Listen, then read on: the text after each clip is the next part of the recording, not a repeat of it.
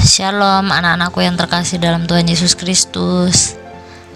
Selamat berjumpa kembali bersama Bu Maria dalam pembelajaran pendidikan agama Kristen dan budi pekerti kelas 11 pada materi Tuhan pedoman hidup keluargaku, pertemuan kedua. Sebelum kita belajar, mari kita memulai pembelajaran dengan doa agar apapun materi yang kita pelajari kali ini, kita boleh menemukan kehendak Tuhan untuk kita lakukan dalam setiap materinya, sehingga materi-materi yang ada boleh memberkati kita semuanya. Kita berdoa. Tuhan Yesus yang baik, terima kasih untuk kesehatan, kekuatan yang Tuhan tetap berikan kepada kami, sehingga kami boleh memiliki kesempatan untuk belajar bersama meskipun masih dalam situasi pandemi. Kami belajar online mengenai Tuhan pedoman hidup keluargaku. Kami serahkan pembelajaran yang ada ke dalam tangan kuasa-Mu. Biarlah Roh Kudus-Mu turut bekerja dalam setiap pembahasan materi yang ada, sehingga setiap materi demi materi kami boleh menemukan kehendak Tuhan untuk kami lakukan dalam setiap kehidupan kami pribadi lepas pribadi, terutama untuk anak-anak-Mu yang masih muda. Biarlah materi yang ada ini boleh menjadi bekal bagi mereka untuk membina sebuah keluarga pada masa depan mereka, ya Tuhan. Terima kasih ya Bapak yang baik, terpujilah nama-Mu. Kami serahkan pembelajaran ini dalam tangan kuasa-Mu. Di dalam nama Tuhan Yesus Kristus kami sudah berdoa dan mengucap syukur. Haleluya, amin.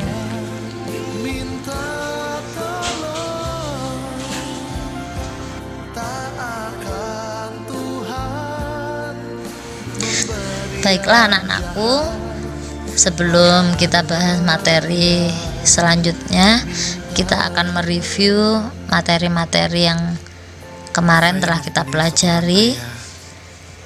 6 tahun lalu dia dipanggil pulang oleh pada pertemuan pertama. Kita kemarin telah membahas bersama fungsi-fungsi keluarga itu apa saja, baik itu menurut para sosiolog maupun menurut iman Kristiani.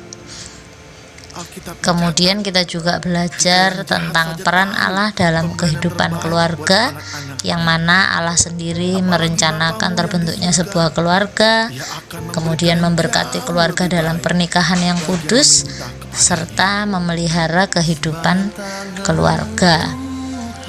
Nah, setelah itu Ibu juga memberi kalian satu bahan diskusi yang kalian telah diskusikan bersama orang tua kalian di rumah, dan Ibu sudah menerima hasil dari diskusi kalian. Nanti Ibu akan jelaskan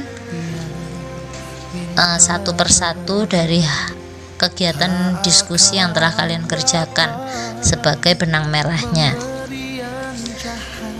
Baik, anak-anakku yang terkasih, Ibu akan mulai dari membahas bahan diskusi yang telah kalian sharingkan bersama orang tua.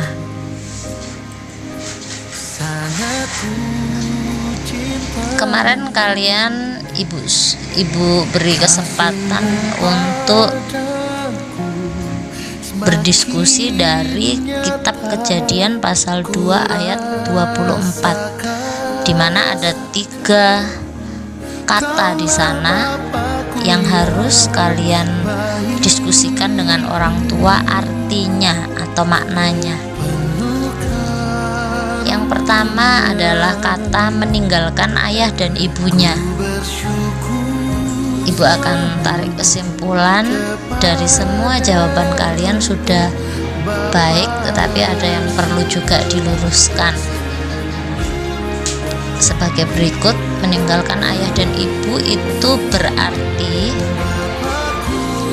jika seseorang telah memilih untuk menikah, mereka harus rela meninggalkan ayah dan ibunya dalam artian menjadi satu keluarga yang mandiri, memasuki rumah tangganya sendiri, dan hidup bertanggung jawab atas keluarganya yang baru mereka bina sendiri, tidak lagi bergantung kepada orang tua, tetapi seorang laki-laki akan menjadi seorang suami, seorang perempuan akan menjadi seorang istri yang harus bertanggung jawab penuh atas keluarganya sendiri. Jadi pengertian meninggalkan ayah dan ibunya itu berbicara tentang tanggung jawab. Yang kedua adalah kata bersatu dengan suami atau istrinya. Arti dari kata bersatu itu bukan hanya sekedar hidup serumah begitu, tetapi ibarat sebuah kertas yang dilem begitu ya, direkatkan, itu akan menjadi satu kesatuan. Apabila dibuka lemnya itu, maka kertas itu akan robek. Artinya adalah jika suami dan istri sudah bersatu, tidak ada kata cerai. Bersatu berarti tidak bisa dipisahkan. Jikalaupun dipisahkan akan menjadi rusak. Hal ini berarti dalam keluarga Kristen tidak mengenal yang namanya perceraian, karena apa yang dipersatukan oleh Tuhan tidak boleh diceraikan oleh manusia kecuali oleh maut atau kematian. Kemudian yang ketiga, kata yang ketiga adalah keduanya menjadi satu daging. Satu daging merupakan aspek hubungan seksual dalam pernikahan. Seks adalah anugerah Allah yang kudus yang ditempatkan oleh Tuhan hanya dalam kerangka pernikahan resmi. Artinya sudah diberkati oleh Tuhan, bukan di luar pernikahan. Jika hubungan seksualitas dilakukan di luar pernikahan, itu adalah dosa. Nah, karena telah menjadi satu daging suami dan istri, maka di dalam keluarga Kristen tidak ada yang namanya pihak ketiga, tidak ada yang namanya orang ketiga. Untuk itu, apabila kita sudah berkomitmen menikah, kita sudah meninggalkan ayah dan ibu, bersatu dengan suami atau istri kita, akhirnya kita akan menjadi satu daging. Kita harus memiliki komitmen untuk tidak memberikan celah kepada iblis yang nantinya memunculkan pihak-pihak ketiga. Untuk itu kalau sudah berumah tangga, jangan lagi sering membahas mantan, biar tidak mengingat-ingat masa lalu sehingga nanti membeda-bedakan antara pasangan dengan mantan. Itu tidak baik ya. Jadi kalau sudah menikah tidak usah memikirkan yang lain, tetapi fokus untuk bagaimana membuat keluarga kita ini menjadi keluarga yang takut akan Tuhan gitu. Itu adalah penjelasan dari kitab Kejadian pasal 2 ayat 24, di mana ketiga hal ini merupakan landasan dalam membangun rumah tangga atau keluarga Kristen.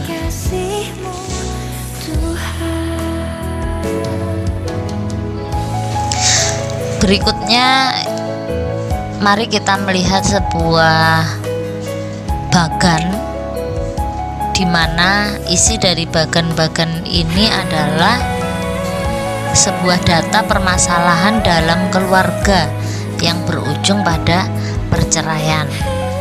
Jika dalam kegiatan 2 pada pertemuan sebelumnya kalian ibu beri tugas juga untuk mengidentifikasi masalah di dalam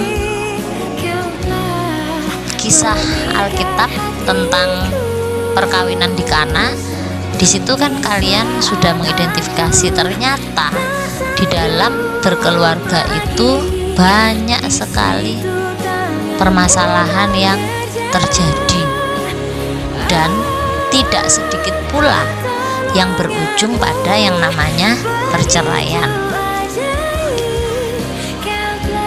Dari data ini kita bisa melihat alasan-alasan perceraian itu apa saja. Kita akan melihat tingkat tertinggi ini di tahun 2017. Tingkat perceraian tertinggi ini adalah 152.575 pasangan dengan alasan perselisihan dan pertengkaran terus-menerus. Oleh karena berselisih dan bertengkar terus-menerus, akhirnya tidak kuat, mereka akhirnya memilih untuk bercerai. Padahal tadi kita telah belajar bahwa pernikahan Kristen tidak ada yang namanya perceraian. Yang dapat menceraikan hanya maut atau kematian. Kemudian yang kedua, masalah ekonomi. Itu ada 105.266 pasangan yang bercerai karena adanya permasalahan ekonomi. Permasalahan ekonomi biasa terjadi itu akibat dari fungsi yang tidak berfungsi pada tempatnya, begitu ya.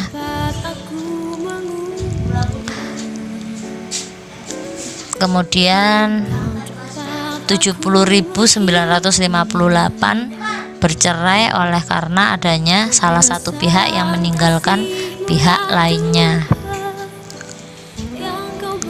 Tahun 2018 kita bisa melihat tingkat perceraiannya tinggi sekali. Ada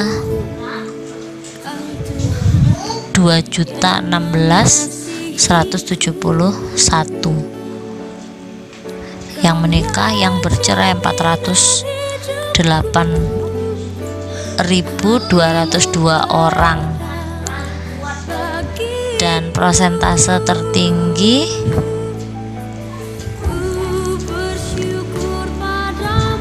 kita bisa lihat persentase tertinggi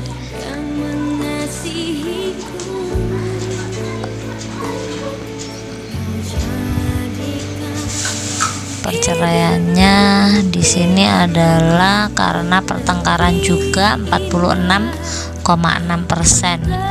Yang kedua, masalah ekonomi, sama dengan yang tahun 2017 ini. Yang ketiga, meninggalkan pasangan, KDRT, mabuk, judi, zina, poligami, kawin paksa, dan lain-lain. Jadi banyak sekali permasalahan yang terjadi dalam keluarga sehingga berujung pada perceraian. Untuk itu tidaklah mudah membina sebuah keluarga, tidaklah mudah membina sebuah rumah tangga yang benar-benar rumah tangga ideal, keluarga yang ideal, atau dalam hal ini tidak mudah kita membangun sebuah keluarga Kristen di mana tidak ada yang namanya perceraian di dalamnya. Oleh sebab itu, anak-anakku, karena kalian juga telah mengidentifikasi banyaknya permasalahan yang ada dalam rumah tangga, kita akan belajar agar tidak berujung kepada perceraian. Apa yang akan kita lakukan?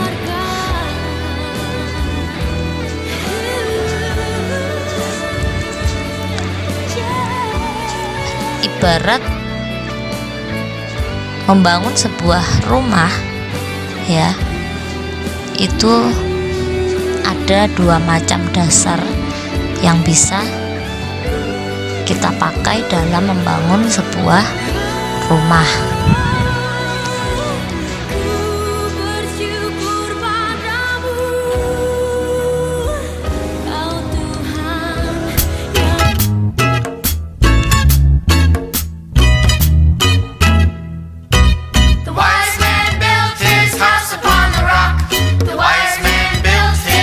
Upon a rock, the wise man built his house upon a rock, and the rains came a tumbling down.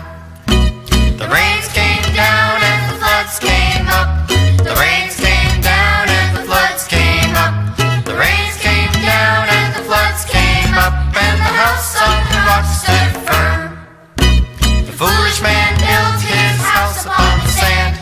The foolish man built his house upon the sand. The foolish man built his house upon the sand, and the rains came a tumbling down. The rains came down and the floods came up. The rains came down and the floods came up. The rains came down and the floods came up, and the house on the sand went splat. So build your house on the Lord Jesus Christ. So build your house on the Lord Jesus Christ. So build your house on the Lord Jesus Christ, and the blessings will come down. The blessings come down as your prayers go up. The blessings come down as your prayers go up. The blessings come down as your prayers go up. So build your life on the Lord. Hey,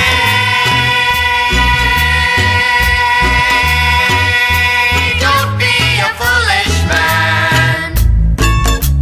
Build your life on the Lord. Hey, don't be a foolish man. Build your life on the Lord.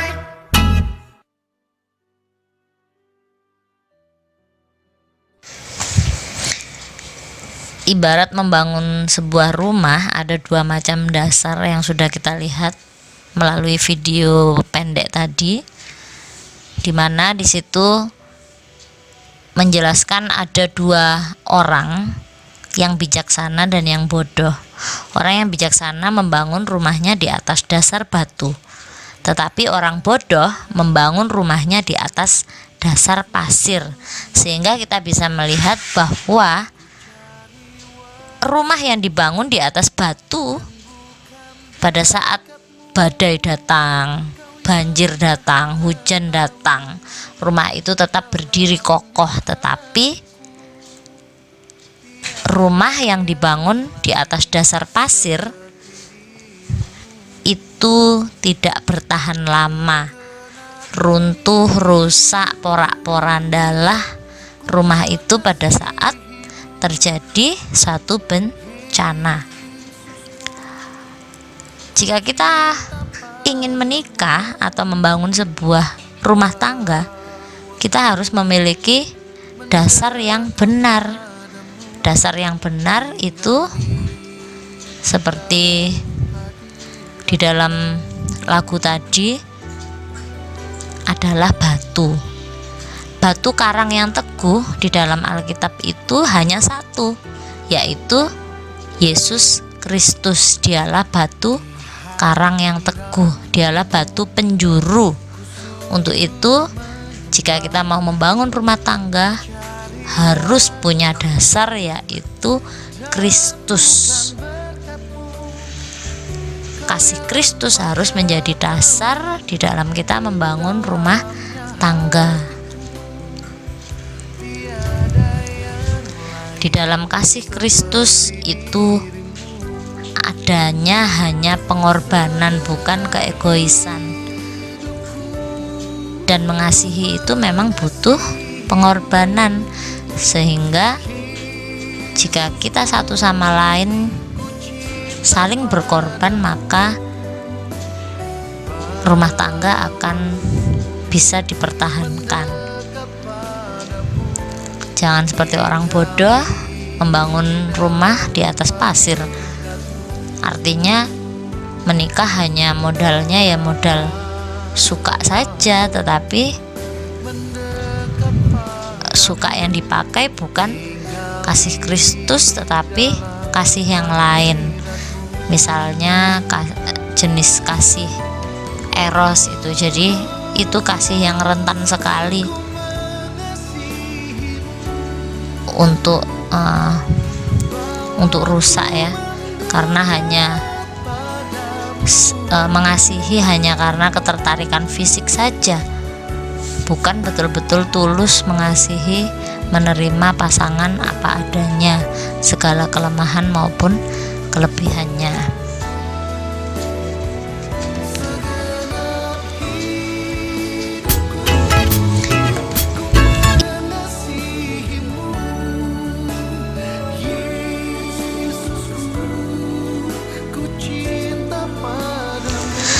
Nah, anak-anakku, ini Bu Maria mau berbagi tips agar terhindar dari perceraian. Bu Maria sudah buat di sini ada 2 tips. Yang pertama, tips prawedding. Jadi sebelum menikah itu tipsnya adalah yang pertama, selektiflah dalam memilih calon pasangan hidup. Kemudian yang kedua, berdoalah memohon peneguhan Tuhan atas pilihan kita. Benarkah dia yang terbaik? Benarkah dia itu tulang rusuk kita? Mari minta peneguhan kepada Tuhan dengan cara berdoa, bergumul, begitu ya. Kemudian yang ketiga, tidak jaim saat berpacaran. Artinya menunjukkan diri kita apa adanya, bukan ada apanya. Jadilah dirimu sendiri, tunjukkan kelemahan, kelebihanmu pada calon suami atau istrimu nanti. Jadi tidak boleh jaim-jaiman ya saat pacaran, tapi tunjukkan betul-betul karakter kalian masing-masing. Dan tips yang kedua adalah tips pasca wedding atau setelah menikah. Setelah menikah, tips yang pertama itu membangun rumah tangga dengan dasar kasih Kristus. Tadi sudah saya jelaskan di atas. Kemudian yang kedua, menjaga kekudusan dan komitmen pernikahan. Jadi harus terus menjaga kekudusan pernikahan dan terus mengingat komitmen pernikahan, sehingga pada saat percekcokan mulai ada, kita tetap ingat komitmen kita. Menikah itu sanggup menerima pasangan kita saat duka maupun suka, saat sakit maupun sehat, dan lain-lain. Banyak sekali nanti komitmen yang akan kita ucapkan pada pernikahan. Kemudian yang ketiga, menyadari peran kita sebagai keluarga Kristen. Nah, disinilah yang banyak sekali keluarga Kristen belum memiliki kesadaran perannya sebagai keluarga Kristen, sehingga sangat disayangkan keluarga Kristen ada yang namanya perceraian. Nah, tetapi anak-anakku, jangan berkecil hati apabila memang ada di antara kalian yang orang tuanya bercerai.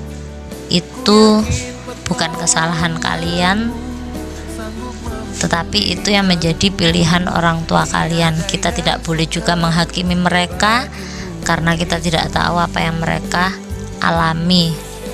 Tetapi satu hal yang bisa kita ambil hikmahnya adalah kita sebagai anak jangan sampai apa yang terjadi kepada orang tua kita itu terjadi juga pada kehidupan rumah tangga kita nantinya. Jika orang tua kita bercerai, ya kita harus belajar dari situ. Jangan sampai kita seperti itu lagi. Tetapi ini tadi, sebelum menikah selektif juga, dan setelah menikah harus memiliki kesadaran tentang peran kita sebagai keluarga Kristen. Nah, di sini Ibu akan jelaskan apa sih peran kita sebagai keluarga Kristen. Keluarga Kristen itu sebenarnya adalah perpanjangan peran Allah bagi setiap anggota keluarga, yakni yang pertama, keluarga Kristen itu sebagai pusat pembentukan kehidupan rohani bagi setiap anggota keluarga. Dari keluarga kita mempelajari pola-pola hubungan akrab dengan orang lain, nilai-nilai, ide, dan perilaku yang berproses hari demi hari, tahun demi tahun. Di samping keluarga juga terdapat sekolah, gereja, kelompok masyarakat yang juga berperan membentuk jati diri dan kehidupan rohani. Tetapi di dalam keluarga Kristen itu adalah pusat pembentukan kehidupan rohani yang utama bagi setiap anggota keluarganya. Untuk itu, jika kalian nanti menjadi orang tua, kalian punya tanggung jawab untuk membentuk kehidupan rohani bagi anak-anak kalian nanti. Untuk itu, sejak dini, dari sekarang kalian harus mempersiapkan kehidupan rohani yang baik agar kalian nanti kalau memiliki anak, kehidupan rohani mereka juga baik, meneladani kehidupan rohani kalian. Yang kedua, keluarga Kristen itu sebagai tempat bernaung kudus bagi seluruh anggota keluarga. Maksudnya adalah keluarga itu merupakan tempat penerimaan, pembinaan, pertumbuhan yang memberdayakan anggota-anggota keluarganya untuk berperan serta dalam tindakan kasih dan penyelamatan Allah yang terus berlanjut. Bukan berarti kita mencintai dan memuja dan mengisolir diri terhadap masyarakat, tetapi sebaliknya menjadi tempat bernaung kepada anggota keluarga untuk memberikan bimbingan, pertolongan, dan penyelamatan untuk lingkungan. Yang ketiga, keluarga Kristen itu sebagai cerminan kasih Allah secara holistik bagi setiap anggota keluarga. Cerminan kasih Allah bagi setiap anggota keluarga. Kita sangat tahu betul bagaimana Allah mengasihi manusia sehingga Dia rela menjadi manusia itu sendiri untuk menggantikan manusia berdosa, menerima hukuman kematian. Allah yang tiada bercacat celah, Dia rela menjadi manusia walaupun Dia tidak berdosa, tetapi Dia menanggung hukuman kematian, yaitu mati di atas kayu salib. Itu adalah kasih Allah yang sungguh luar biasa, pengorbanannya sangat besar. Nah, keluarga Kristen itu merupakan cerminan kasih Allah yang begitu besar bagi setiap anggota keluarga. Untuk itu, di dalam keluarga, kasih Allah harus benar-benar nyata antara suami dengan istri, harus saling mengasihi dengan kasih Allah. Orang tua mengasihi anak juga dengan kasih Allah, kasih yang penuh pengorbanan.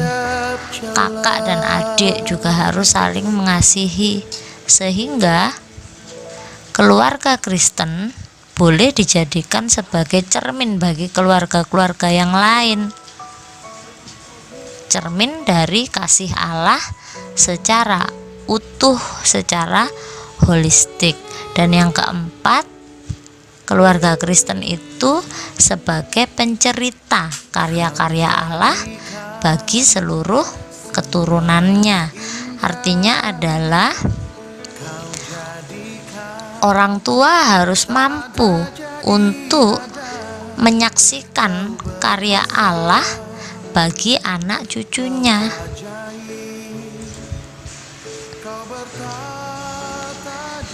di mana orang tua itu menceritakan setiap peran Allah dalam menolong keluarga dari masa ke masa hingga sampai pada adanya anak dan cucu yang dikaruniakan Tuhan. Nah, inilah yang harus kita sadari sebagai orang Kristen, sebagai keluarga Kristen. Kita harus menyadari kalau peranan kita itu adalah keempat hal ini. Kita itu perpanjangan peran Allah bagi setiap anggota keluarga. Nah, kalau kita sudah menyadari peran kita sebagai perpanjangan peran Allah, maka kita akan menjaga hidup keluarga kita dengan baik.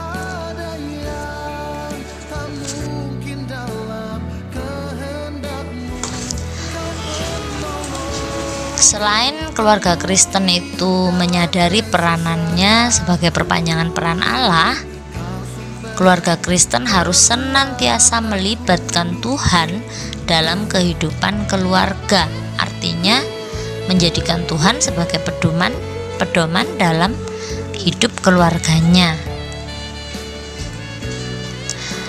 Keluarga Kristen itu memiliki ciri khas berkaitan dengan peran Tuhan dalam keluarga.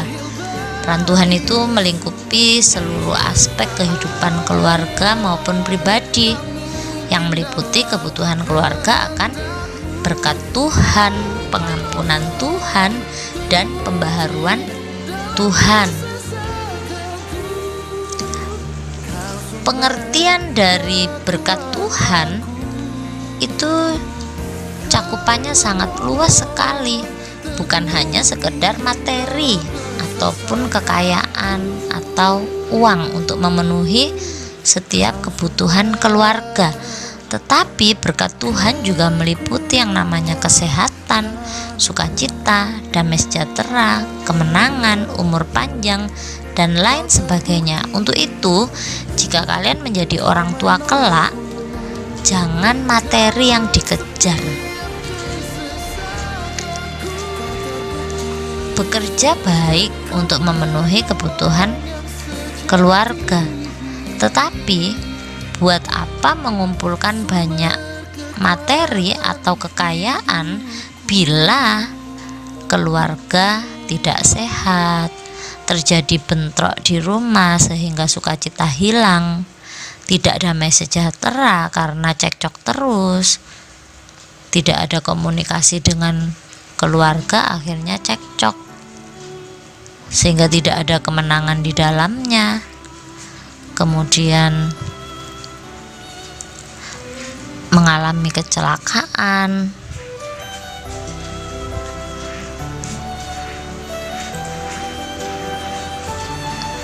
Jadi berkat Tuhan di sini artinya sangat luas, bukan hanya materi belaka.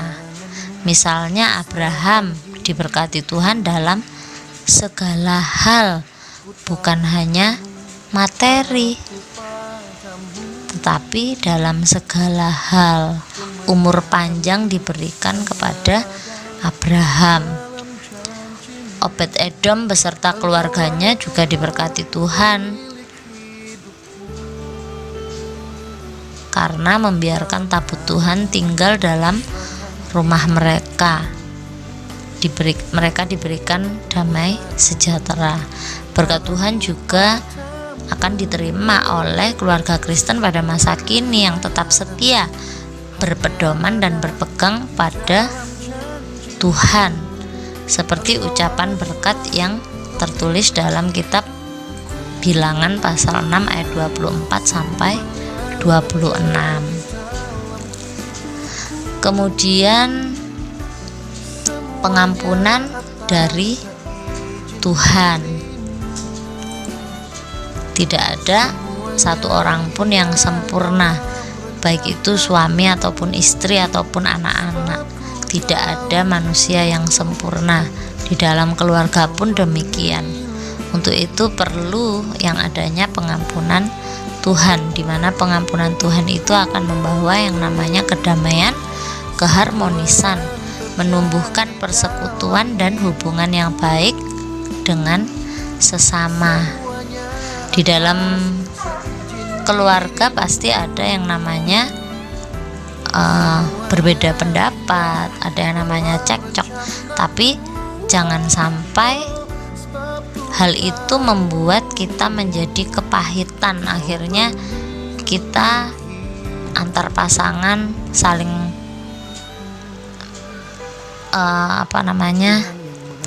tidak ada yang namanya mengampuni, malah saling merasa benci, sehingga dalam rumah tangga tidak ada keharmonisan lagi. Padahal Tuhan Yesus sudah memberikan teladan. Dia yang adalah Allah saja mau mengampuni manusia berdosa, dan bahkan bukan hanya mengampuni, tetapi Dia rela untuk menebus setiap dosa kita. Untuk itu di dalam keluarga perlu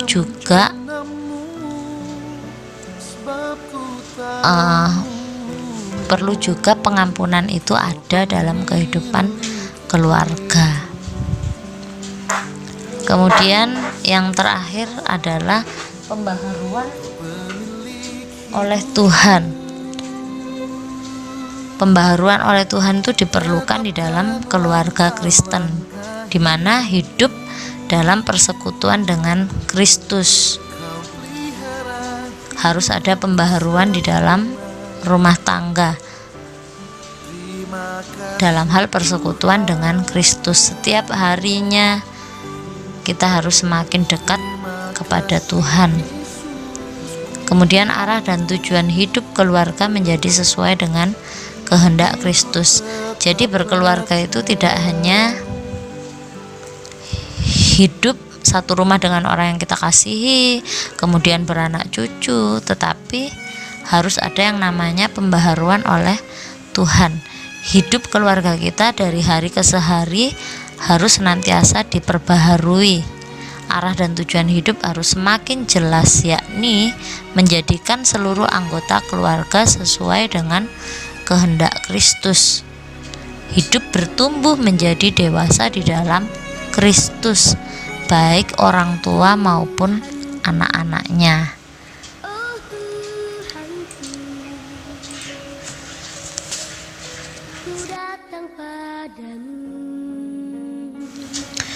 Demikianlah anak-anakku, materi Tuhan pedoman hidup keluargaku telah Ibu bahas semua. Kiranya setiap materi yang ada boleh membekali kalian untuk masa depan kalian di dalam membina sebuah keluarga. Jangan pernah melupakan bahwa dasar di dalam kita membangun sebuah rumah tangga adalah kasih Kristus itu sendiri, kasih agape, sehingga rumah tangga kita boleh menjadi rumah tangga yang berkenan kepada Tuhan dan terhindar dari yang namanya perceraian. Baik anak-anakku, sekarang tiba saatnya untuk kalian menghafalkan ayat yang terdapat pada kitab Yosua 24 ayat 15. Tetapi jika kamu anggap tidak baik untuk beribadah kepada Tuhan, pilihlah pada hari ini kepada siapa kamu akan beribadah. Allah yang kepadanya nenek moyangmu beribadah di seberang sungai Efrat, atau Allah orang Amori yang negerinya kamu diami ini. Tetapi aku dan seisi rumahku, kami akan beribadah kepada Tuhan. Ayat ini adalah prinsip daripada Nabi Yosua, yang mana dia menetapkan dirinya dan seisi rumahnya untuk tetap beribadah kepada Tuhan, walaupun keluarga-keluarga yang lain yang ada di sekitar lingkungannya memilih untuk menyembah Allah lain.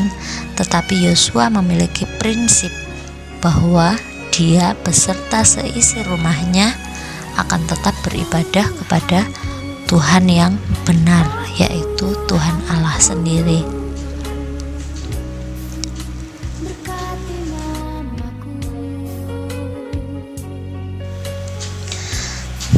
Baiklah anak-anakku, ada beberapa tugas yang harus kalian selesaikan setelah menyimak materi yang telah Ibu paparkan di atas.